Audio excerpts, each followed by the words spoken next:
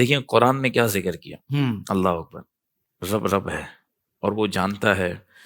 اس نے فمن فرض فیہن الحج، قرآن کیا ذکر کرتا، تو جو ان میں حج کا ارادہ کر لے، یعنی جس نے احرام باندھ لیا نا حج کا، اب اللہ رب العالمین خاص طور پر انہیں یہ حکم دے رہا ہے کہ تمہیں شیطان ان 3 کاموں میں یا ان 3 کاموں میں سے کسی ایک کام میں ضرور الجھائے گا، اور اس کی کوشش ہوگی کہ وسوسہ ڈالے، حملہ کرے، اور ان تینوں کاموں میں سے کوئی ایک کام تم سے کروائے اور حج کی برکتیں تمہاری زائل ہو جائیں. اس لیے ہمارے رب نے پہلے ہمیں حکم دیا کہ جب تم حج کا احرام باندھ لو، ارادہ کر لو حج کا، 3 کاموں پر غور کرنا. فلا رفث ولا فسوق ولا جدال فی الحج. اللہ اکبر، قرآن کیا ذکر کرتا ہے، سبحان اللہ. فلا رفث ولا فسوق ولا جدال فی الحج. محبوب آپ ان کو بتا دیں حج کرنے والوں کو جو ارادہ کر لیں کہ حج میں انہیں 3 کاموں سے باز رہنا ہے. فلا رفث، صحبت کا ذکر نہیں کرنا اپنی عورت سے، اس حوالے سے کوئی بات نہیں کرنی جو ازواجی تعلقات جو جائز رکھے ہیں اس کا ذکر نہیں کرنا. صحیح. ولا فسوق، اور ہر گناہ سے بچنا ہے. اب تم رب کے مہمان بن رہے ہو، اب تو اس کی شرم کی خاطر گناہ چھوڑ دو. کروڑوں لوگ جس دربار کی حاضری کے لیے تڑپتے ہیں، رب نے تمہیں چن کر اپنے گھر کا مہمان بنایا.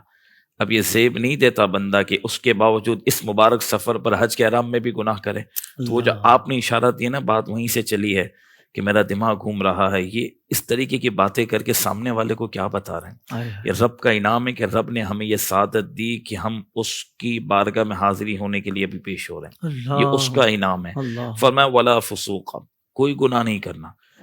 اچھا، جھگڑا کرنا بھی گناہ ہے، ٹھیک ہے، لیکن اللہ کریم نے اس کو الگ سے نومینیٹ کیا. پھر ولا جدال، مفسرین نے فرمایا فسوق میں جدال آ گیا، فسق میں جدال آ گیا، گناہ میں جھگڑا آ گیا، لیکن فرمایا زیادہ تر چانسز یہ ہوتے ہیں کہ بندے کا دماغ گرم ہوتا ہے اور شیطان کی طرف سے حملہ ہوتا ہے، غصہ آتا ہے اور وہ جھگڑنا شروع کر دیتا ہے. تو رب نے ان 3 کاموں سے منع کیا، فلا رفث ولا فسوق ولا جدال فی الحج.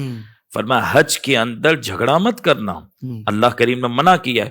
کیا پتا چلا کہ شیطان جھگڑے کی طرف آپ کو ابھارے گا. مینا میں میرا بستر ہی نہیں ملا، ہم اپنے کاروان میں نے پیسے پورے دیے، میں نے کوئی پیسے کم دیے؟ اکثر یہ بات کی آپ نے میرا بستر نہیں دیا، آپ پیسے کمانے بیٹھے. تو اس سے پیسوں کا حساب کتاب ہم ملک میں آ کے کر لیں، منع نہیں کر رہے ہیں ہم آپ کو، لیکن آپ حج کے احرام میں، حج کی ایام میں اگر یہ بات کریں گے تو ہو سکتا ہے برکتیں زائل ہو جائیں. اللہ، اگر آپ کے بستر پر کوئی بیٹھ گیا ہے، محبت سے سمجھا دیں، ادب سے سمجھا. نہ سمجھے تو کہتے ہیں ٹھیک ہے یہ اللہ کا مہمان ہے، میں نے اللہ کی رضا کے لیے اس کو درگزر کر دیا. اللہ، غیبی مدد ہوگی، راستہ بن ہی جاتا ہے. نرمی سے بات کریں. اور پھر قرآن نے کیا ذکر کیا، وما تفعلوا من خیر یعلمہ اللہ. سنو، جو بھی تم نیکی کرتے ہو نا، اللہ جانتا ہے. تو تم حج میں درگزر کر رہے ہو نا، کوئی تمہارا حق تلف کرے تم اس کو معاف کرے، اللہ تو دیکھ رہا ہے نا. اور آگے کیا فرمایا، وتزودوا، اور زاد راہ لے لو. حج کے لیے جا رہے ہو نا تو مکمل ساز و سامان اپنے پاس رکھو، ٹھیک ہے، جو ضرورت ہے وہ تم پہلے سے لے کے جاؤ. حاجی کے لیے رب یہ گوارا نہیں کرتا کہ وہ حج کے دوران کسی سے سوال کرے. اللہ اکبر، یہ بھی رب کو پسند نہیں ہے. آپ ایک روم میں 4 جانے ہیں، ٹھیک ہے، لیکن چاروں جانے اپنی ضروریات کا سامان لے کے جائیں. یہ نہ سوچے کہ میں حافظ صاحب سے وہ چیز لے لوں گا، یہ چیز نہ ڈالو، میں اس سے وہ چیز لے لوں گا، ایک ہی روم کے اندر ہے. فرمایا نہیں نہیں، یہ مناسب نہیں ہے. حج پہ رب کے مہمانوں توجہ ٹوٹل رب کی طرف ہونی چاہیے. معمولی سی معمولی چیز بھی اگر تمہیں چاہیے تو خود لے کے جاؤ. لیکن آگے قرآن کیا ذکر کرتا ہے، فَإِنَّ خَيْرَ الزَّادِ التَّقْوَىٰ. اللہ فرماتا ہے زاد راہ تو لینا ہے، لیکن سب سے بہترین تمہیں میں سامان بتاؤں جو سفر حج کا سامان ہے. رب فرماتے وہ تقویٰ ہے. تقویٰ سب سے بڑا سامان ہے. تقویٰ زاد راہ سب سے بڑا سامان ہے. فرمایا دنیاوی ساز و سامان تو رکھنے. قرآن کیا کہتا ہے حاجی کے لیے، فَإِنَّ خَيْرَ الزَّادِ التَّقْوَىٰ. تقویٰ سب سے بڑا، تقویٰ سب سے بہترین. کیا خوبصورت. مطلب جب آپ یہاں سے نکلے نا تو بس بندہ یہ سوچ کے چلے کہ میں سب سے زیادہ گناہ گار اور مجھے رب کو منانا ہے. اللہ، اس کی توجہ اسی طرف. قرآن نے فرمایا یہ سفر کے اندر بہترین زاد راہ تقویٰ ہے. وَاتَّقُونِ يَا أُولِي الْأَلْبَابِ. اے عقل والو تم اللہ ہی سے ڈرو. یہ اللہ تبارک و تعالیٰ نے حج کے لیے خصوصیت کے ساتھ حاجی کو پابندی ذکر کی ہے کہ وہ جھگڑے فساد سے، ہر گناہ سے اپنے آپ کو بچائے. تقوی اس کے مکمل سفر میں اس کا ساتھی ہونا چاہیے. جب تقوی اس کا ساتھی ہوگا تو رب اس کے حج کو صرف حج نہیں رکھتا، اس کے حج کو مبرور بنا دیتا ہے. واہ واہ واہ واہ، سبحان اللہ سبحان اللہ. بہت خوبصورت آپ نے علامہ صاحب تربیت بھی فرما دی، اور یہ باتیں بھی ضروری ہیں. ظاہر بات ہے کہ مسائل کے ساتھ ساتھ یہ باتیں بھی جب بندے کے ذہن میں ہو تو پھر اس کا سفر آسان ہو جاتا ہے.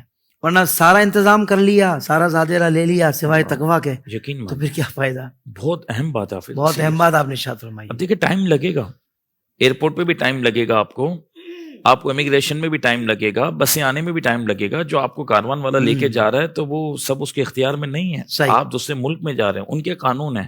آپ ذہن بنا کے چلیں کہ یار مجھے 15-20 گھنٹے لگیں گے، تو شور شرابے سے پتہ ہے کیا ہوگا؟ آپ کی برکتیں ظاہر ہوں گی، اور کچھ بھی نہیں ہوگا. آپ کے کرنے سے جلد بازی کچھ. آپ ذہن بنائیں، صبر کے ساتھ چلیں. بس ہر وقت یہ نظر، اے اللہ میں قابل نہیں تھا، تو نے بلایا ہے، میری اوقات نہیں تھی، تو نے انعام کیا، تو نے مجھ پر 70 مرتبہ رحمت کی نظر کی ہے تو میں حج کا مہمان بناؤں. بندہ اسی تصور میں ہو، بار بار اسی تصور میں ہو، اس کی ہر مشکل آسان ہو جائے گی. بہت اچھے، بہت اچھے.